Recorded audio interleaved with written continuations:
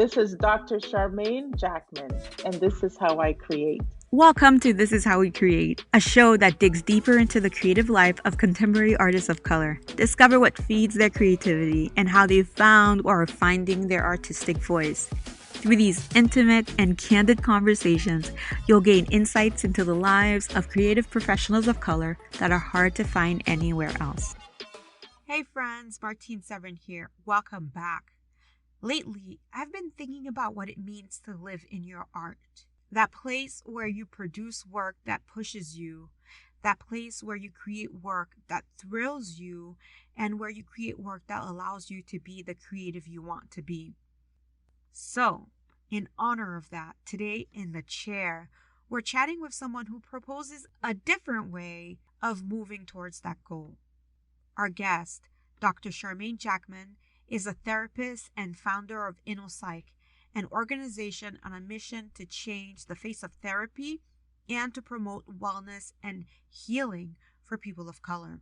Through this episode, Dr. Jackman challenges us on how we can begin to or continue to steward our mental health to improve our overall well-being and the way in which we create. Enjoy! Welcome to This Is How We Create. I'm your host, Martine Severin. Today on the show, we're continuing our conversation on healthy, wealthy, and wise. In particular, we'll turn our attention to mental health by chatting with Dr. Charmain Jackman. Dr. Jackman is the founder and CEO of InnoPsych, an organization on a mission to change the face of therapy and to promote wellness and healing for people of color. InnoPsych Inc. is an award-winning organization focused on increasing access to therapy through its online Therapists of Color directory and thought-provoking emotional wellness programming. As a change maker, Dr. Jackman is passionate about the intersection of psychology, mental health, and diversity, equity, and inclusion, and has created social impact initiatives that support community members and mental health professionals. She has used her expertise to shape how organizations respond to and support their employees during the COVID-19 and racial violence crises. In 2020, Dr. Jackman was the recipient of the American Psychological Association's 2020 PLC Diversity Award. And Dr. Jackman loves talking about mental health and is a national spokesperson for mental health and emotional wellness. She has also been featured in both print and TV media outlets, locally and national. Welcome to the show, Dr. Jackman. Thank you. Thank you for this warm introduction. Well, I'm so pleased to have you on. I'm friends primarily with your husband, and that's how I came to know you. But I just didn't realize how awesome you are until for some reason I thought, let me look a little bit more into her. And then from there, I just took a deep dive into InnoPsych and into your work and made the realization that I really myself needed to focus more on my mental health this year. But we'll get to that in a little later. I'd love to start out by asking you to tell us about the young Charmain and what led you to therapy and psychology. Oh my gosh, I love that question because there's some funny answers to that. That I was like a missile, right? I knew I wanted to study psychology from around 15 years old, and that has just been my, driving force. But I grew up in this small island in the Caribbean called Barbados. At the time, I'd never met a psychologist. And the only psychologist I knew was one on TV named Bob Newhart. It was a show called The Bob Newhart Show. Um, this was an old white guy who owned a bed and breakfast in Maine or some rural place like that. And then he also had a psychology practice. And I just loved the show. So that was one of the inspirations. But it's funny because I had my mom, I have a show that I call Thriving Thursdays. And I had my mom on a couple weeks ago, and we were actually talking about mental health in our family. And one of the things we reflected on as a kid, I had these panic attacks that would occur only when someone died. And so like the night after the funeral, the burial, I would just couldn't sleep. I had severe anxiety. So but never had, access to a psychologist or anyone. So some of these earlier pieces that I start to piece together. I also had an uncle who's deceased now, but he had some significant substance abuse concerns when I was younger. And I remember one time he invited me. Was in college in Iowa at the time, and I went back home to visit. And he invited me to one of his Narcotics Anonymous meetings. And it was, for me, and looking back on it, was such a touching piece because it was part of him bringing me into his world, but also like supporting my career, my choice. And those are some of the pieces. I also used to give therapy to my friends in high school. Hopefully, nobody will sue me for any damage caused at the time. But those were just some of the pieces. I just really love talking, and actually, I love more listening to people's stories, um, and trying to think about how I can help them. I love puzzles, so I love to figure out how I can support and help. So I think those are all little pieces that just led me to where I am now. And I love my journey. I really love what I do. Well, was it Bob Newhart in particular, or had you picked this up, this want for your career? I don't know. Again, we never had psychologists, so I remember loving my sociology class, but very different, right? Because it's more societal issues. But I love watching. We didn't have very much television options back then, so it was Bob Newhart at whatever time he came on. But I just love that. I don't know. Those were some of the pieces. I loved that show, and I loved what he did in his clinical work, right, with clients. And I think that might have been an early, impetus for me because I would act it out. Our listeners are mostly creatives, and I'd love to for you to talk about what steps some people can take to take care of their mental health. Just as a side note, I work with creatives. My day job right now is as a dean of a high school, an arts high school in Boston. And so I work with youth artists and I work with adult artists in that context. So I love my artists, and they have actually helped me to be more creative in my work. But that's a great question. And, one of the things that I've found working with artists that can get in the way of their craft is this perfectionism. And I see it quite a bit, particularly when artists are younger, um, is that they need and desire to get their craft right. Sometimes, I think for the youth on the first try. And so, of course, your art doesn't come out perfectly on your first try, right? One of my colleagues always says that you have to make bad art in order to get good art. And so I think that perfectionism that comes, there's anxiety that often is underlying that. The idea that the thing has to be perfect right away can often get people very stuck and paralyzed in their craft and can really disrupt their flow. So that's one thing I would say. The other thing I would say is sleep. I've seen where sleep can be the thing that gets released or let go very easily in service of the art. But long term, that does have some debilitating effects. It does have can impact the quality of your art over time because it just messes with your systems. It can then impact your creativity. If you're tired and you're drained and you're not replenishing and restoring yourself, that can be really difficult. So I encourage the folks that I work with. How do you create? It's really important to create routines for creating, and also to make sure you're taking breaks from your art, right? Whether it's tapping into other art forms or just doing something that's maybe more monotonous, that helps to drive and fuel your creativity when you actually take breaks. And sometimes people think it doesn't sound logical or it doesn't make sense, but it actually works. I resonate with um, your thoughts about perfectionism and how it does get in the way of creating work, because I think when you start creating, you have this idea in mind as to what you want. And when you start, unless you are that unicorn, you're not going to get there right away. It really does take time for you to learn the skills and to learn how to become a vessel for your art. And I know for sure about the sleep. When I was getting my master's degree, I really thought I was sleeping maybe 3, 4 hours a day, or a night, I should say.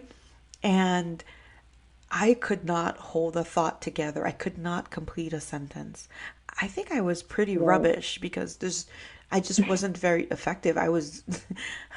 I couldn't, I wasn't good for anything. Right. And there's so much to be said about getting a good night's sleep and to wake up feeling refreshed. Yes. Yes. Yes. So true. And I particularly think when you're younger, it's like, you can bounce back, or, you'll sleep, take a nap during the day, but it just it perpetuates, right? It just messes up that cycle. And I'll be the first to say, I'm a sleep person in constant recovery. So every night it's like I have to check myself and like get back. So it has been a lifelong struggle for me.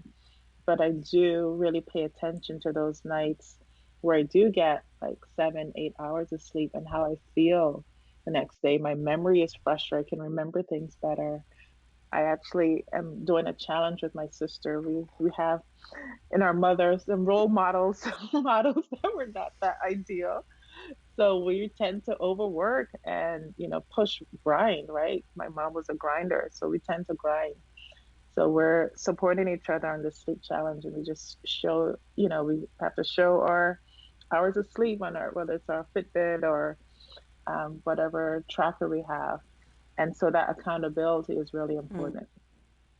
To your point about the grind, and the artist's way is a lot of time the way that we get work is through freelancing, and freelancing isn't an easy life, right? So I know that you often refer to the Maya Angelou's quote, "In the struggle lies the joy."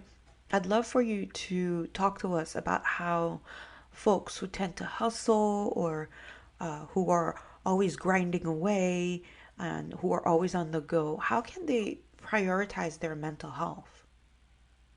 Right. Okay. Yeah, that's such a great question. And I think it's so important, particularly we're in this hustle culture. And we tend to associate hustle with grinding, right? That we're kind of pushing our body to the limits. We're, staying up late and getting things done.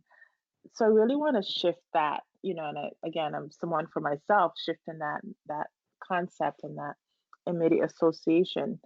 But when I think about artists, I think about the use of your emotions and your emotional mind as so integral as part of your artistic and creative process. And so, in the same way that as an artist, maybe as a dancer, you take care of your physical body, right? In terms of what you eat and how you warm up and how you stretch your muscles. Or if you're, an instrumentalist, how you warm up your vocal cords, right? And I see that emotional mind in the same way that we have to protect as artists to protect that emotional mind, because so much of your art comes through and flows through your emotional self and your emotional mind, that it's really important to pay attention and to nurture and create that part of you that is so integral to your art and your artistic process. So, some of the things that, the one thing I would say, and always say this, I'm a psychologist, so I often and will always recommend therapy. I would say don't wait for a problem to start seeing a therapist, right? We kind of have this mentality that therapists are only there for problems and problem solution. And that's one of the things that we do. But a big part of our work is also helping people to think about structures and practices that they can integrate in their life before something major happens, right? So how are we creating those routines and those practices that foster our healthy emotional development over time, and not just when there's a problem.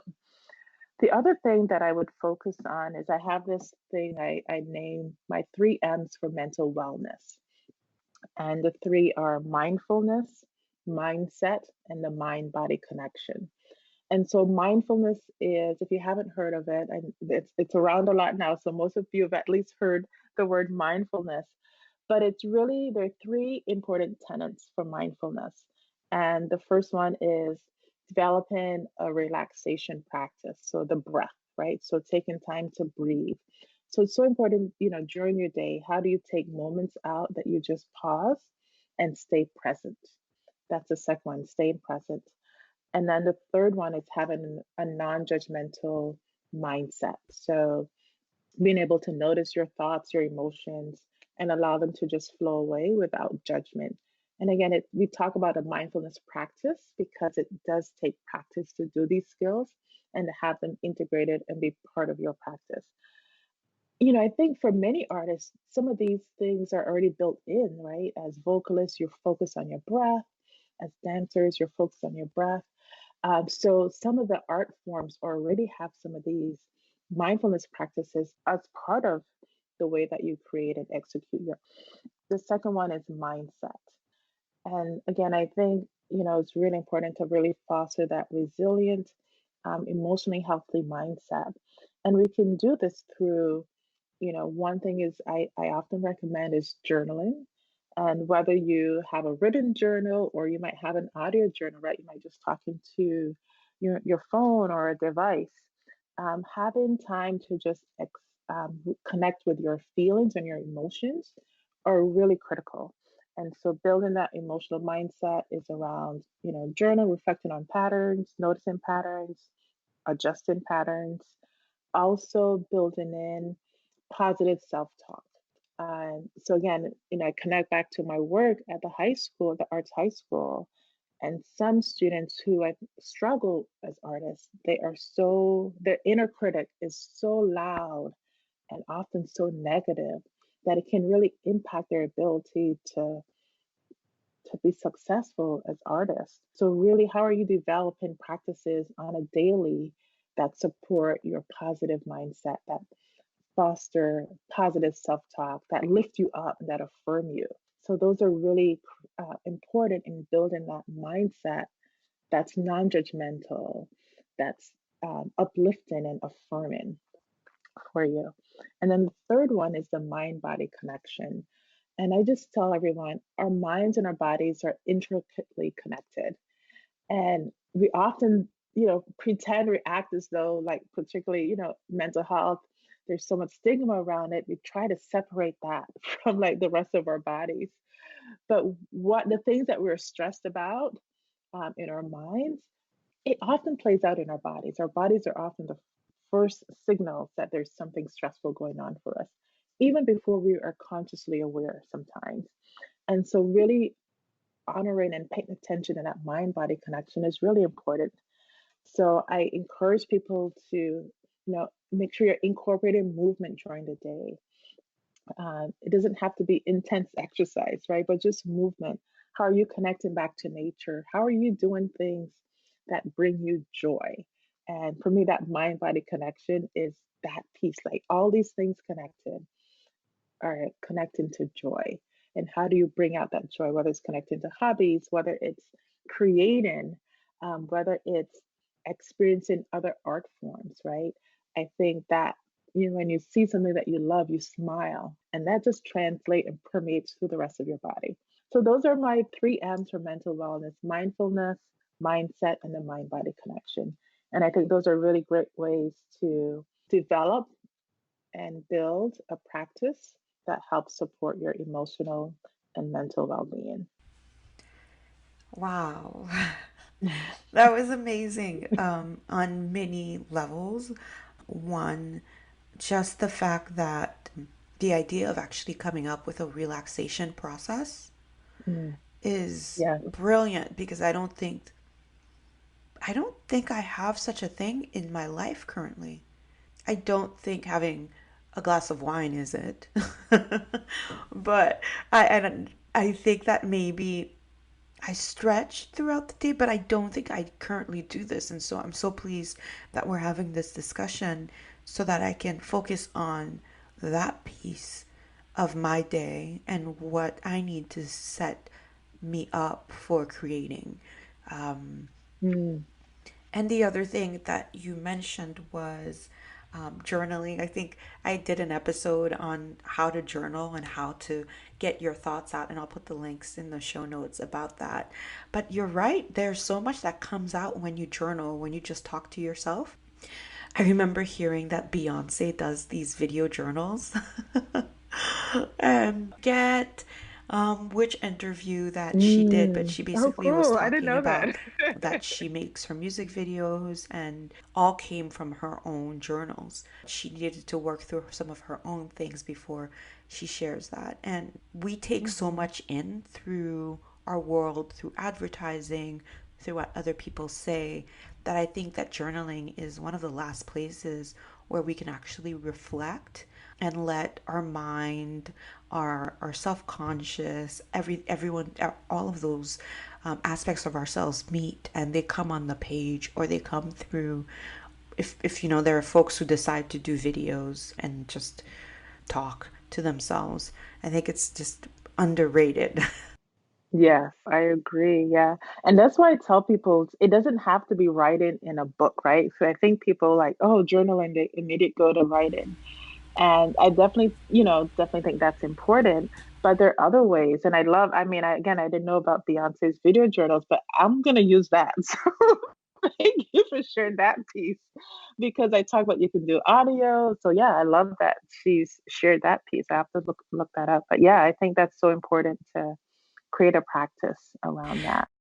I'd love to talk about finding your sweet spot and the deck that you created through InnoPsych, because I feel like that fits so well through talking about mindfulness, mindset, and the mind body connection. I was just flipping through the deck. Why don't we start by talking about why you came up with it, and then we could. I have the deck in front of me, so I'd love to pull some of them out. Yeah, thank you for bringing that up because as I was sharing the three M's for mental wellness, that is the foundation for the Finding My Sweet Spot card deck.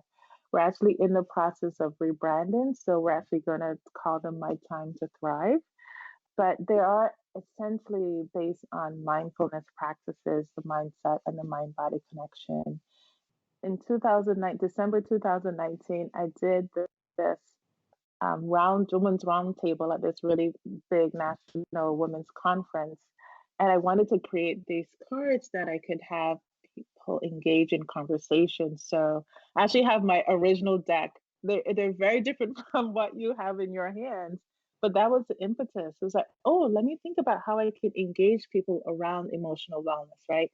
I wanted to go in and be able to talk about mental health and give people strategies. But I also know like people often there's this barrier, this block about talking about their own emotional wellness. And so I wanted to make it really easy for folks. So that was the impetus for creating the cards. It's really evolved over time and we actually finished them. I actually finished them in June 2020. I think after COVID hit, that was also another impetus that really helped me like really lit the fire for me. It's like, okay, these people are going to actually be want to use these and these could be helpful for people going through really challenging times. But the focus, there are 10 strategies. They're based on, strategies that work. So there's 10 categories. I'll start with S.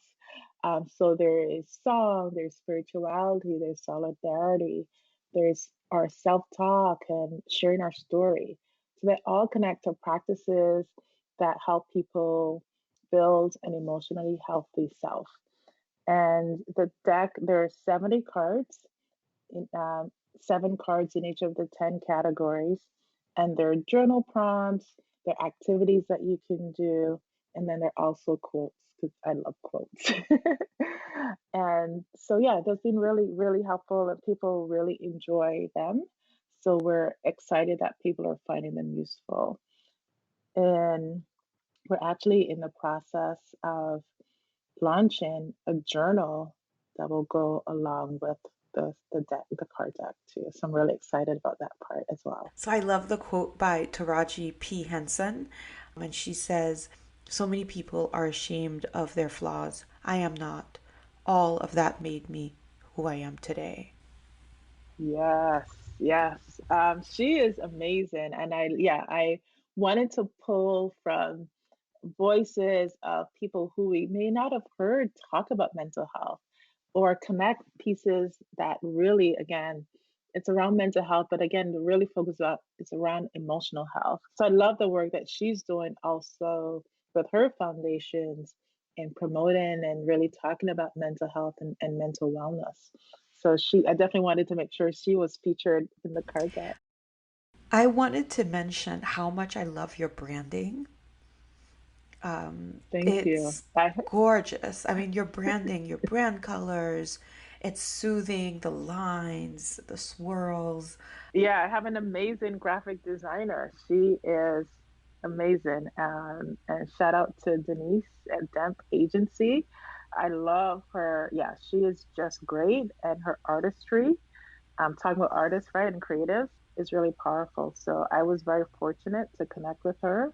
We've been working for probably about 2 years now, but I really trust her work and her craft. And there's sometimes we have good conversations if there's something that's not quite right. But she gets me and what I want to put out there. So I love that. I love the fact that the deck is really a great way to tune back in. And even I'm thinking that since I'm now going to have a relaxation process, that I'm going to incorporate them in that process. There's this another quote that I love from Barack Obama. He says, "Change will not come if we wait Mhm. for some other person or some other time. We are the change that we seek." And I Mhm. feel like this is all that you're saying is such a great way to remind us that we can be the change. And in particular, for me, for years now, I was thinking that I should go to therapy. I should go to therapy. And this is the year that I decided to just do it. I used InnoPsych to look for a therapist of color. Maybe one of the reasons why I didn't do it prior was because it was really difficult to find a therapist of color. And I specifically wanted someone who identified as black. Thank you. Mhm. Can you tell us, like, how did the thank you? I really mean it. How did the idea for InnoPsych come about? Well, first, just I just always want to just highlight and just thank you for sharing that and sharing your story. And I have found that the people being open to therapy is because people are actually sharing their stories and their positive experiences in therapy. So I just want to thank you for putting that out there because I think it allows people to say, "Oh, she's going to see a therapist. Or she's in a therapist. Okay, it may not be that bad." Right? But so yeah, InnoPsych started because a number of things. Part of my work has really been in my bio, you said I love talking about mental health, and I really do. And so every opportunity that I get to talk about mental health and mental wellness, I jump on it. And so I have been doing a lot of speaking engagements over the past 2, 3 years. I would say maybe 3, 4 years. And so I would notice whenever I would go up, after the end of my talk, people would come up and want to talk to me and say, "Oh, I've been looking, it's hard to find," or "Thank you for sharing that. I'd like to find a therapist. Can you help me find one?" And back then it was like, "Okay, yeah, sure, I'll, send a few emails to my friends and connect you." But then it came to a point where it was not sustainable. It was like people were using me as a directory. I'm like, I am not the yellow pages people. So I'm like, there has to be a different way. And then a couple years ago, I was going through my own process and looking for a new therapist. And it took me over 6 months to find a therapist. And I wanted, similar to you, I wanted a Black woman who I could connect with, who got my experiences, who walked, some of my journey, who I didn't have to explain things to. And, it took me over 6 months to find and connect with a therapist, a Black woman. So I was like, whoa, people were really right? This is not that easy. And, I'm a therapist, like, this should not take that long, and, honestly, the process was also very frustrating because you would call people, they wouldn't get back to you, or they were it was just, like, a really, really awful process. And I was like, people are often calling looking for therapists when they're in a crisis, right? They're, again, we talk about seeing a therapist when there's not a problem, but people don't typically look for therapists when there's not a problem. So just imagine like you're at a difficult time in your life and you have to go through this really arduous process of trying to find a therapist. You can't. And I'm like, so there has to be a better way. And so that was really the impetus. I did find a resource.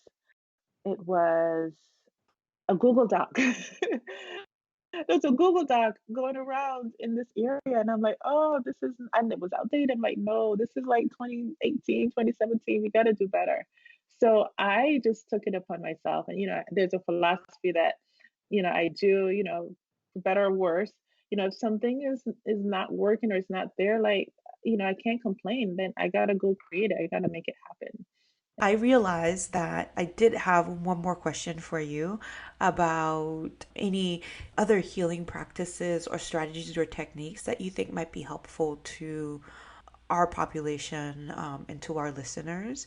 Just particularly in this time, we're in this really challenging pandemic. I don't know, post-pandemic yet, but that it's been really challenging. And one of the things that I allow people and I share with people is that it's really important to tap into and recognize what you're feeling and to give yourself permission to experience those feelings. I think for many of us, we learn like a lot of our feelings aren't acceptable or we can't show them because of who we are, our social identities, or how we were raised.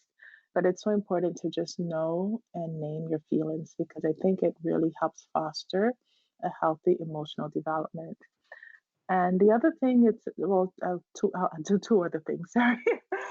The other thing I want to say is that this idea of building a support network, right?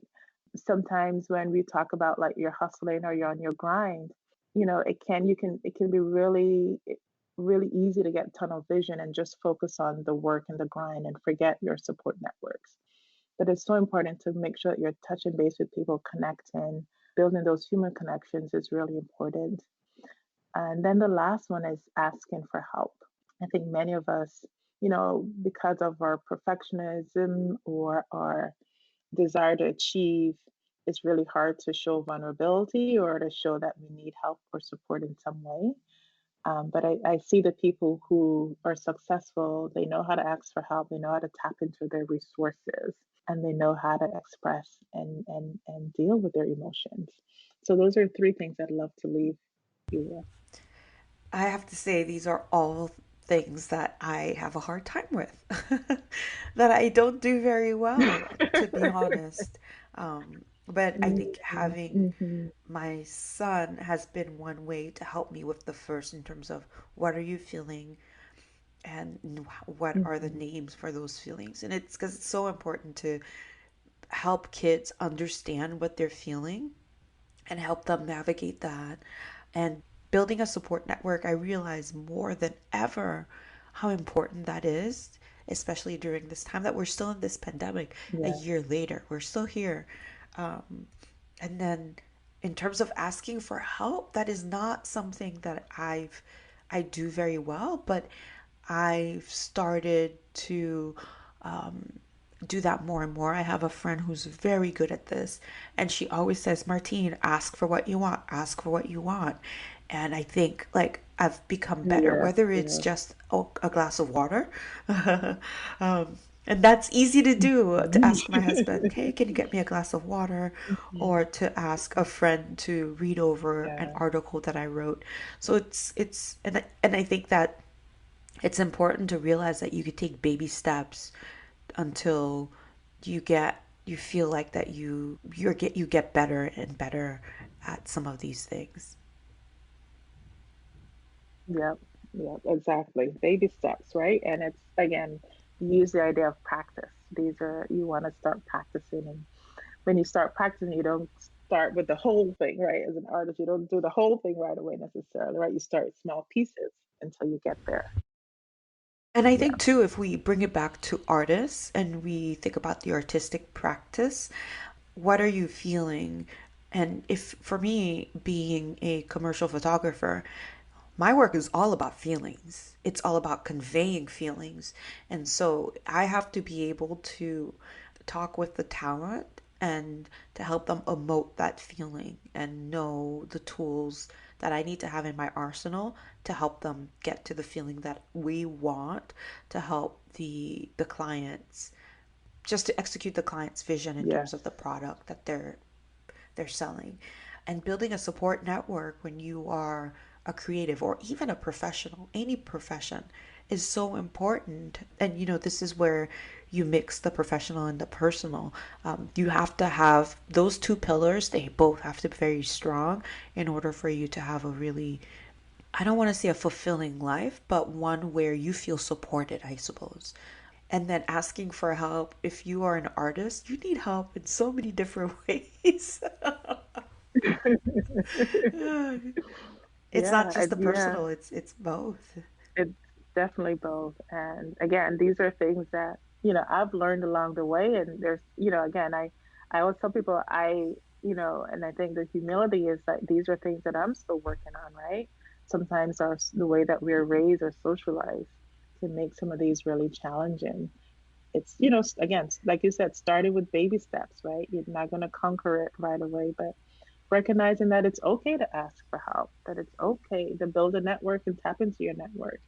And I've been in places where I'm on my hustle. I'm like, I don't got time for friends. And then I realized like, but it's not fulfilling then. The journey is not fulfilling if I don't tap back into those supports, my support network. That was just a quote right there, I'm saying. Just saying. The journey isn't fulfilling if you don't have a network.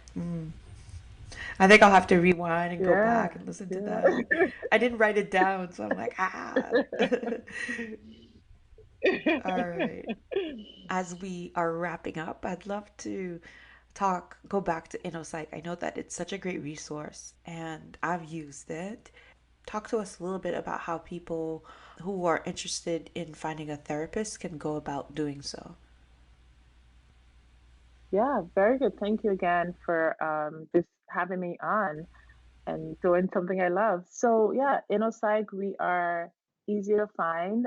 So we're at InnoPsych.com, and think of Inno as innovative and psych, the first part of psychology. So InnoPsych and .com, and we have the directory. You're able to search the directory. You're able to search by 6 criteria. We wanted to highlight one: your location, your insurance, the type of service you're looking for, the cultural background of the provider you're interested in. So we wanted to be able to give some search filters that you can do.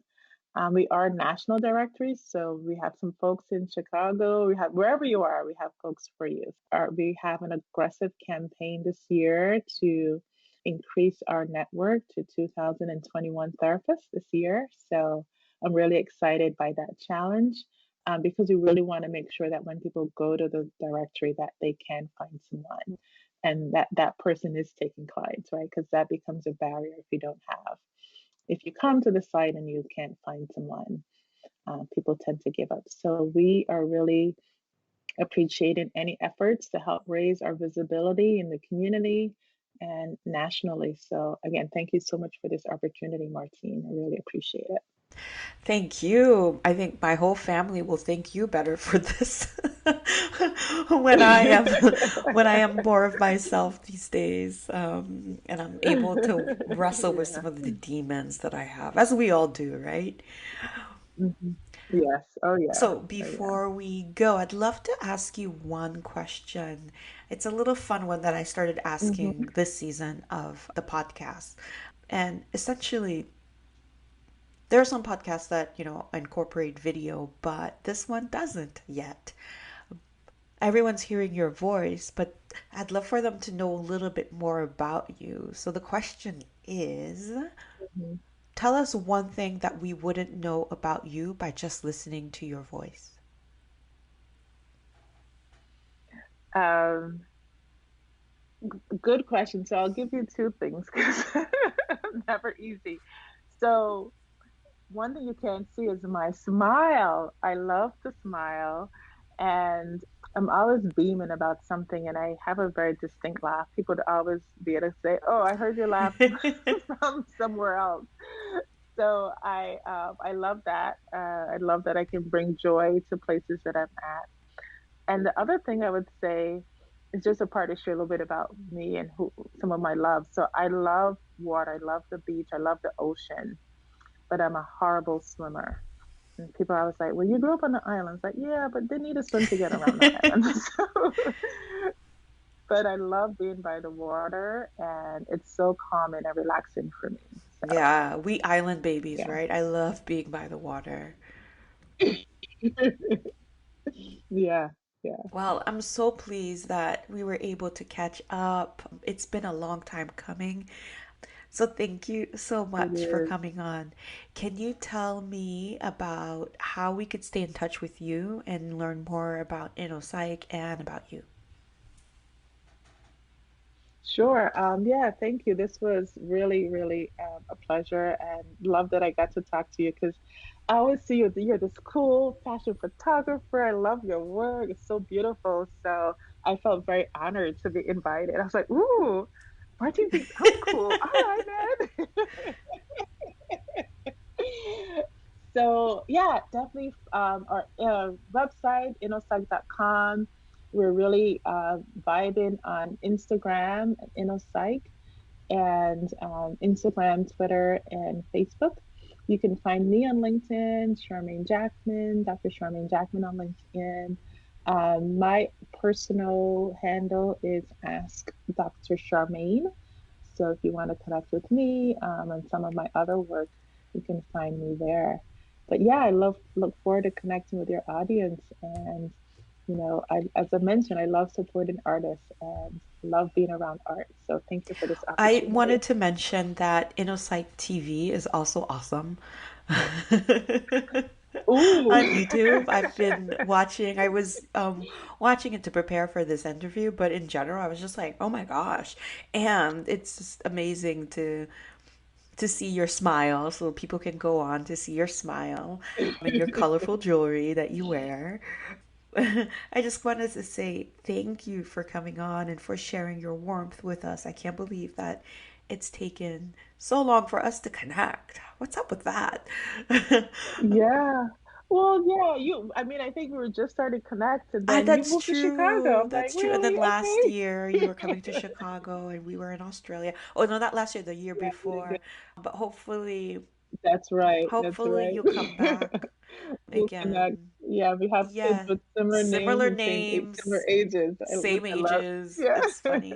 But thank you so much for Yeah. coming on. I love the work that you're doing, and I think you're really going to change. I'm sure you have already changed the lives of so many people of color who haven't felt welcome in the mental health space because of the providers that were available. But now we can shine a light on Yeah. some of the great therapists of color who are out there who will be able to help more and more folks. And I'll just drop one more way to connect because I forgot to mention. We have a program called Thriving Thursdays, where we bring on mental health professionals and mental health advocates to talk about mental health. And it's really about the mental health professional just sharing their own journey, some of the struggles that they've had, and really, again, giving them a platform, making them more visible so you can see, like, oh, we are people just like you. So I think it also helps to make therapy more accessible when people can see themselves reflected and hear us. You get to meet us before we, may see us, and you're like, oh, that's not so bad. That's another program that we do that really help to create, different dialogue around mental health and emotional wellness. Oh, perfect. Thanks for sharing that. All right. Thank you so much, Dr. Charmain Jackman. I know you just as Charmaine, but I love using that doctor. Dr. Jackman. Thank you for coming on. I really Yes, appreciate you. thank Have a you. great day. Thank you. All right, take care. Bye. Bye bye.